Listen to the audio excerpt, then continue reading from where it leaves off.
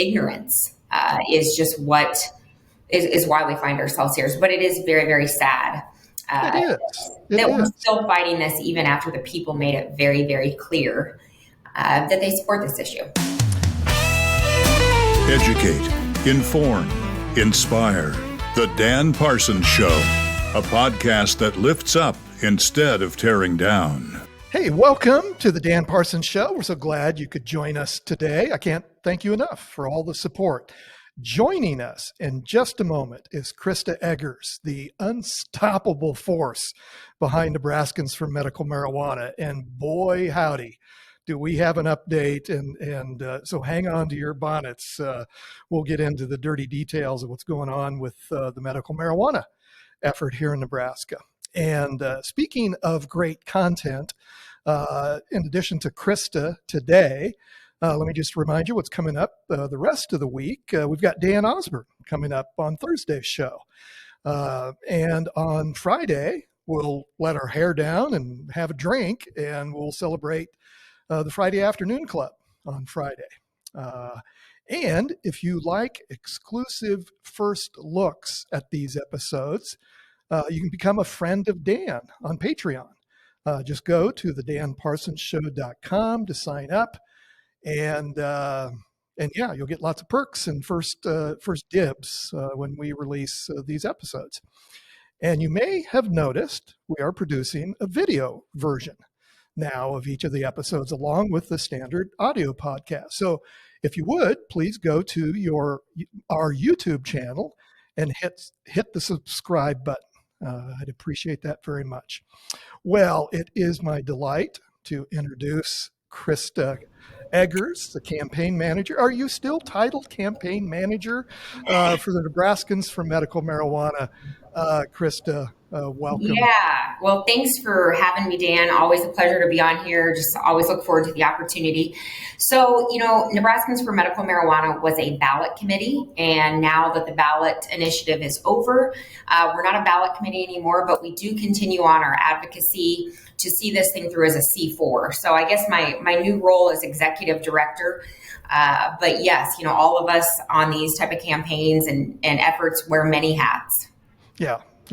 Well, we've known each other for a few years now, and I got to tell you, Crista, you were on the radio show a few times during the campaign, and I just got to tell you how much I appreciate as someone who is involved in the public sphere and follows politics and issues, just how much I appreciate the tremendous hard work that you personally have done to get this medical marijuana effort across the finish line. And I don't think anyone understands, other than you and your family, what you've been through and what you've gone through. And so anyway, I just want to thank you. Oh, thank you, Dan.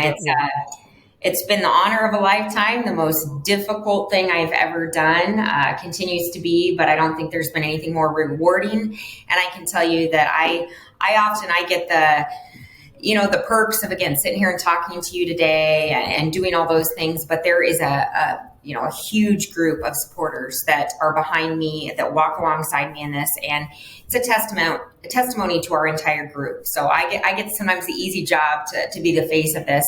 But this is an organization, and the people in it and their mission and their fight is something that I wish everybody, got to see every single day, because it will change you. It will definitely change you. Yeah. Well, just give our listeners and viewers just a quick summary of where we're at from. I know we go back years of trying to get this on the ballot and get it passed, but maybe back us up to November and the election and what happened, and then some of the legal shenanigans in between. Yeah, absolutely. So, we are in a phenomenal place. We have, over the last 15 years that we've been talking about this issue, we have never been as far as we are as right now. And, in November, the people voted on 2 medical cannabis initiatives. One provided protections for patients. One sets up the industry side of how a patient would access their medicine. And overwhelmingly, the people in all 49 legislative districts passed this. Statewide, it was 71%.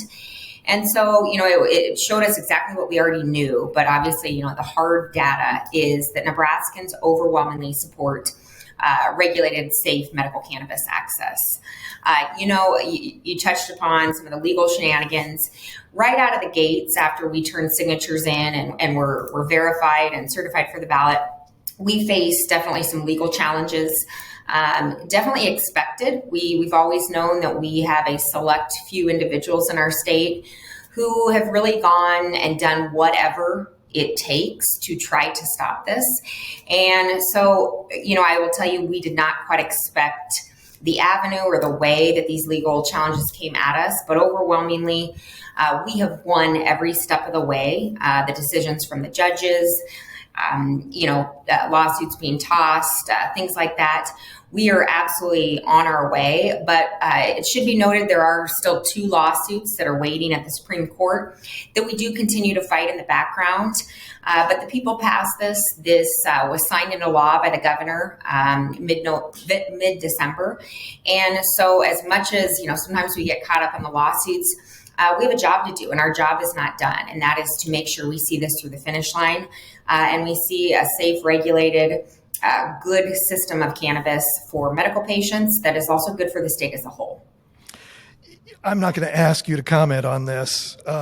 So this is Dan Parsons' philosophy and commentary. But I think the question I get most often through these months and months of this legal, I'll just say it, bullshit that's been going on here in the state to try to frankly reverse the will of the people.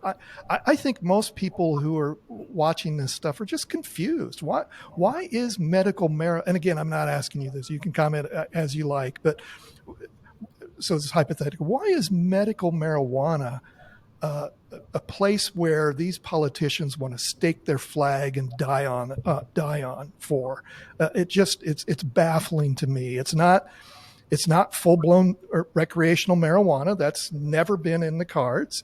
What is it? 20 other states have established medical marijuana through legislation.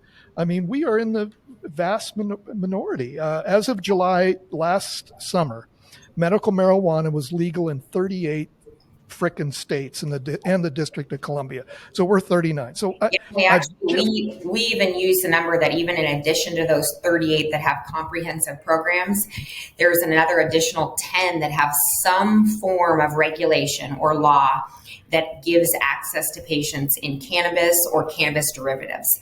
So we really say we are absolutely last, besides Idaho, to join in treating cannabis as a medicine for sick and dying patients. And I don't have an answer. I wish I would share my answer if I had one of why we continue to find this issue being fought so hard, so much money and power being thrown at it. All I can guess, I think there's a lot of miseducation, a lot of individuals who have decided this isn't an issue they like and they are not open to conversations, no dialogue. They're not open to being educated and to have their minds think about something that they just don't want to think about. That's all I can think is that very much, ignorance is just what is why we find ourselves here. But it is very, very sad we're still fighting this even after the people made it very, very clear that they support this issue. Yeah, again, without going down this rabbit hole, but I can't think of another political issue in my lifetime in the state of Nebraska that has such overwhelming support. It's not marginal. This is overwhelming. What would you say, 71%? 71%. All 49 legislative districts passed this. So there's not a place in the state of Nebraska that came in and said, no, we don't want this. That's obviously phenomenal for us. We've known that the support is there. We've been across the state collecting signatures for over 6 years, over 3 ballot cycles. I do think it's a testament to our determination to keep going on this, because I can tell you the conversations that were happening in 2020 when we first started this, to the conversations in 2024, much different. And you see that there are individuals, the number one thing is that something in their life, someone they love, maybe it's themselves, a spouse, a child, has now been affected by something. And this is an issue that they've been kind of forced to say, how do I feel about this? And I think that's a good thing. I think we've come a long ways and the conversations are changing. I'm seeing it right now in my work in the legislature is we are making progress. And, that's why we keep doing it, because small steps, eventually we get there. Well, let's dive into that a little bit, Crista. If you're just joining us, Crista Eggers, Nebraska Medical Marijuana, and we're getting darn close, folks, to the finish line of getting this, the will of the people enacted. So remind our viewers and listeners, Crista, that the ballot initiative was written so well and so concisely that you don't need anything else to happen in order for this law to take effect. Is that correct? That's correct. Our two ballot initiatives, they were statutory initiatives, which does mean that the legislative body does have the ability to come in and create legislation around this, but they were self-enacting, and so it is not required. As of now, our 437 patient protections and our 438 are in law. They are legal. And, the next deadline, or the first deadline set forth, is that on or before July 1st, the newly formed Medical Cannabis Commission, which that commission, again, is newly formed, but it includes the 3 members of the Liquor Control Commission are automatically on that. That commission is up. They have authority, and they do have to create rules and regulations on or before July 1st of this year. So just around the corner. And I'm sorry if I can interrupt. Those members are appointed by the governor, the legislature, a mix? How are they? I believe by the governor. Most of those 3 individuals that are in there, they also have a director. The director role is not already outlined in our ballot language, but those 3 members have been on liquor control for many years. People sometimes want to know, well, why did you give it to them? And, we really thought long and hard about the way to make sure that when these did pass, that we continued, the ball kept rolling. And so, there was a scenario where you could make a whole new commission. You could wait for months and years for a new commission to get up and running. And so that is why we placed it within liquor control, and that it now is the Nebraska Medical Commission, Cannabis Commission. Okay. It's 3 members, and then the governor does have the ability, we do not know if he will or will not, but he can appoint 2 additional members. He does need a majority vote of the legislature to appoint those individuals. And what's the role of that commission then? Is it similar to the Liquor Commission if they oversee the licenses of people who sell, provide alcohol? So similar for medical marijuana? Give us a little idea of what that commission is responsible for. Yeah, so it's a regulatory body. So exactly what you just said. So they will be setting up what the medical cannabis industry looks like. That goes from again, the dates of inaction on some of these things, the license structure, how different entities will be working together to provide, again, patients with protections that are also allowing them access. And so it's very much the regulation side of things, very much like liquor. I will tell you that, the biggest difference and the conversations I'm having are, this organization the commission has done a phenomenal job, in my personal opinion. I'm just speaking on behalf of myself, but regulating alcohol. Sure. This is a new situation, a new topic. This is not something they've done. And we want to make sure that it is treated as medicine, that we are not regulating it as a substance or as alcohol. This is a medicine. And so we find ourselves in either letting the commission on or before July 1 come up with their regulations. I don't think that's ideal. And the reason is because this is a new issue. This is a complex issue. There is so much education, and to think that this regulatory body has the ability, as amazing as they are, but to have no framework, and that we expect them to put something together very hastily on a very, very short timeline. And to think that it will be good for patients, it will be good for the state, it will be, to check all these boxes. NMM really feels, and I also, again, personally feel that passing some reasonable regulations via the legislative body to give guidance and framework to this commission, I absolutely believe that is what is best for Nebraska. I believe it's best for the patients. I believe it gets us to a place where hopefully Nebraska, could be the best medical rollout that the nation's ever seen. Darn right. We've got states that have done it very, very, very wrong, and we need to avoid those pitfalls. And we've got states that have done it well. And so, I believe that the legislature has an opportunity to, step back. And, I talk with senators all the time that the people have enacted this. Their voice has been heard. It's been heard very clear. And so I think, the ship has sailed, for lack of a better word, to sit and talk about how individuals personally feel on this issue. Yeah.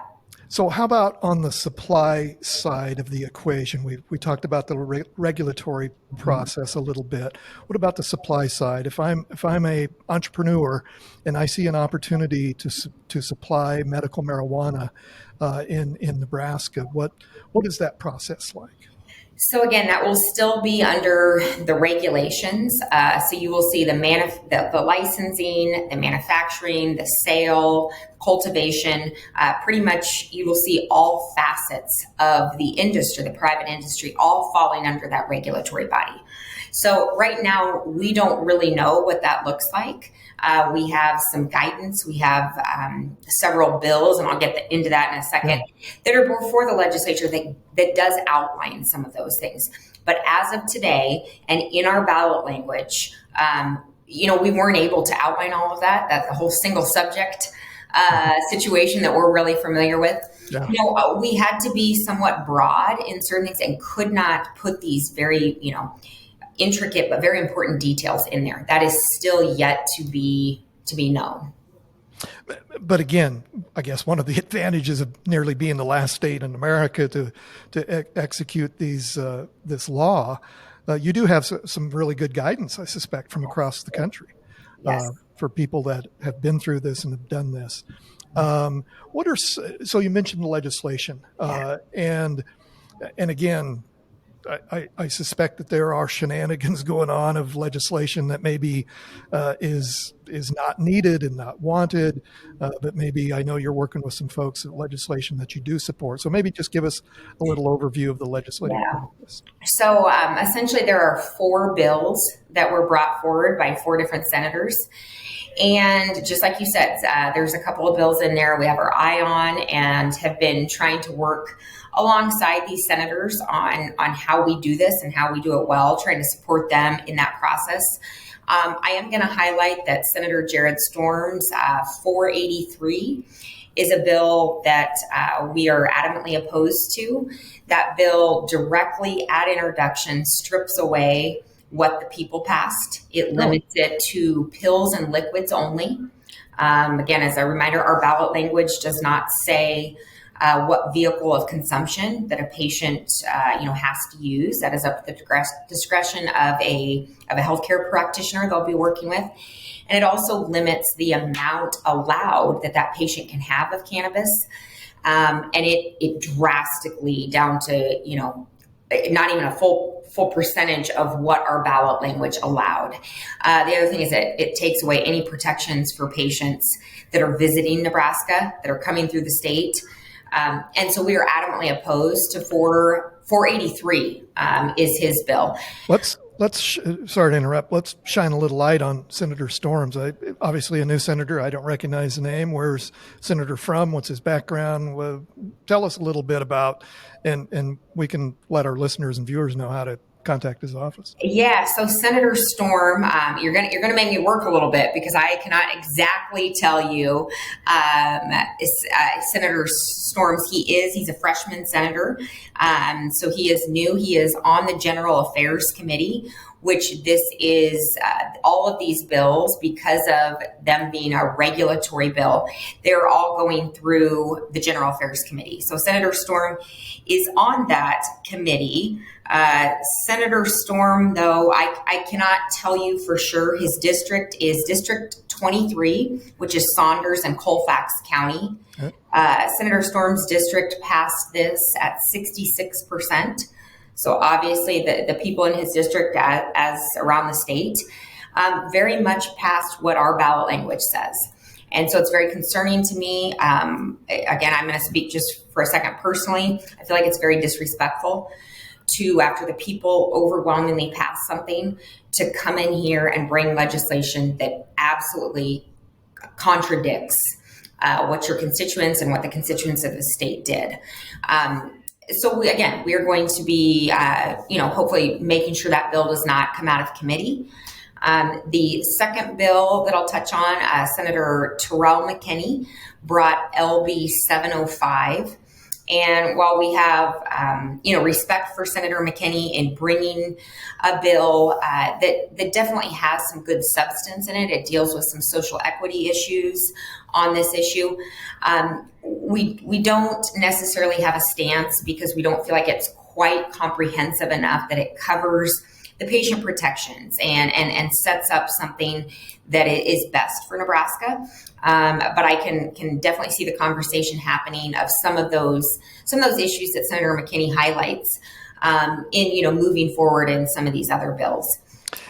If I can, for a moment, Crista, to interrupt you, I am screen sharing Senator Storm, his bio and legislative district, as you said, District 23, and there's his phone number, 471-2719 of his office, and his email address as well. So, anyway. And we definitely, since you brought it up, and there's the contact information, we definitely are asking our supporters, people that, again, want to see this thing actually happen, to reach out and to make sure to oppose LB 483. That Jared Storm, and the best way is to actually contact the committee, the General Affairs Committee, and maybe I can link that information here at the end of who those individuals are. But Nebraskans' voice needs to still be loud. I know it's very frustrating. We think that the people have spoken, and they have, but there's this final follow through that we have to have from folks who want to see this through, and so. It absolutely does make a difference when you take 3 minutes of your time to email a senator. Absolutely. I can absolutely tell you that it makes a difference, and I will hear from them that they have heard from constituents. So please get involved. These are some action items. We'll crank up the phone calls in the mail for sure. Yeah. And so, but some positive. That's why I want to end on definitely highlighting the positive. So Senator Danielle Conrad introduced LB 651. And I know Senator Conrad was on your show here about a month ago or so. Yep. She, I think, said it very well in that any legislation that is being brought, first we have to make sure it protects what the people voted for and what they passed. And so, a lot of respect and gratitude for her for saying, yes, this is an issue I want to work on. I want to bring something good. And then also Senator Ben Hansen introduced LB 677. And I can tell you that NMM has been working with both of these senators on bringing some amendments. Obviously, when a senator introduces a bill, to start with, it's a starting place. And, we had some concerns with some things in the language, the bones of it, both of those bills, strong, but needed to hone in on a few of the patient protections, making sure that we're treating this as medicine. And I'm very happy to share that both Senator Hansen and Senator Conrad have been very open to making sure that their bills really do reflect what the people passed. And so I do believe, I can't say this for sure, but that NMM will be coming in supportive of the amended versions of 651 and 677. People can check out our website, Nebraska, and it's actually, our Facebook is NMM, Nebraskans for Medical Marijuana. So NMM, or our website at nebraskamarijuana.org. And so please check out those. We will be giving some guidance and again, some action items for folks on, making sure that we see these bills that are good and do open good conversation and dialogue, that we can move those to the next round, which is the committee hearings happening on the 3rd of March. From there, that committee of 8 senators will be deciding and having conversations about what bill. Is it one of these 4? Is it a combination of a couple of them together? And then that will move on to floor debate if the committee does move something through. That floor debate would obviously be between the end of committee hearings and the end of session, which is the first part of June. Yeah. So, we're looking forward to seeing where these bills go. We know that obviously there will be a lot of conversation that we will probably hear from all different sides on what they feel on these bills, whether they like them, whether they don't. And NMM, again, our role now is to continue to advocate for patients. There is a way that, Nebraska has an opportunity. This is what I share with senators all the time, is we have an opportunity before us to all at least try to come to the table for an open dialogue, to express concerns, to ask questions, to allow ourselves to be educated. And Nebraska has the ability to roll out the best medical program that the nation has ever seen. Yeah. And in fact, I feel like it actually should be regarded as a responsibility, because we have information from decades of what other states have done. And again, what they've done right, what they've done wrong. I believe that it's not only an opportunity, but the legislative body as a whole really has a responsibility to take this seriously, listen to the people, and continue moving this in a good direction. We have an opportunity. We can either make this thing great, or go down a path that is not great and may not be good for patients, may not be good for the state, could be tied up in litigation and red tape for years. I'm hoping, and if there's any senators out there listening, I encourage them, please reach out to me. I would love to further this conversation. But we need Nebraskans to continue voicing their support. It is vital. We want to make sure that 71% of people that our representatives are hearing from them. And again, NMM likely will be coming in. Well, we know we're opposed to Jared Storm's bill, but Senator Conrad and Senator Hansen's LB 651 and 677, exciting amendments have been made that we really feel like we will be able to get behind. So can't ask for anything better than that, to be quite honest, and to have 2 vehicles that we believe are moving us in a good direction. Crista, who knew in your path of your career that you would go from being a campaign manager for several ballot issues and now a lobbyist in the legislature? And so, I don't know, Dan. I don't like to be called that, but no, I'm just giving you a hard time. No, it's I think it's again, I've got a lot of great people behind it. This issue is important to us. We didn't decide to bring this issue again a decade ago because it was kind of important, or we'll take it or leave it. And so I think it's a testament to our entire organization that we have always been focused on medical. We want to make sure that this is safe, that it's regulated, that this is medicine for patients who need it. And the journey is not done. Yeah. We have an overwhelming win. Again, the greatest thing that I've ever seen happen was to see that vote on November 5th that very clearly told us what we've known, but definitely, assured in our minds we've done the right thing. But we're not quite done. And I don't think any of us in our organization can sit back until we see Nebraska do this well. And that means getting my son access. It means getting patients all over the state like him access, and doing it in a way that is good for the state as a whole. Yeah. So we're not going away, Dan. I've been told that I just keep, I'm just always there. And it's probably my greatest weakness, but I think it's my greatest strength that we don't stop fighting, and we won't.